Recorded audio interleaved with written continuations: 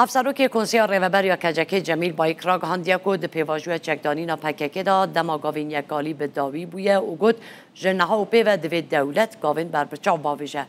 امی گاوینو نویجن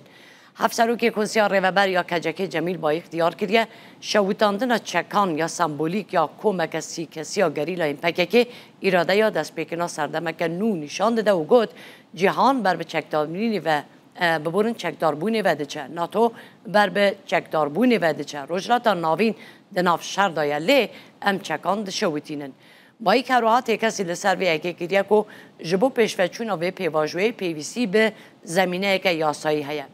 با اختیار کرد دولت تیگشتنه که برنگ ما پککه تیک برچه که او گوت پککه نتفگره که وصایه که تیک بچه برای واجبیه که تفگره که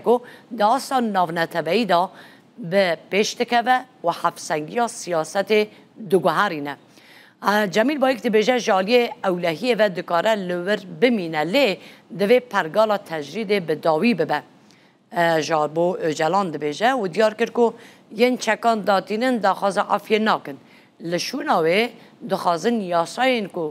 ده دموکرات بونه مسوگر بکن بین درخستن و گوت ام عافیه نخوازن ام دخوازن یاساین که لربر آبو دین سپاندن بین گوهردن بایی گوتنا حکومت یا ترکیه به ترورجی رخنه کر و گوت که پرسکریک نه بیچک بونه چاله سرکنا پرسکریکا کردانه هر سال جمیل با یک دربار کمیسیون پارلمان دجید بیجه اگر اف کمیسیون نجبو چاله سرکنا پرسکریکا کردان به تنجبو کل سر بیچک بونه باخفه او نچاره سریه روژب گوهرتنه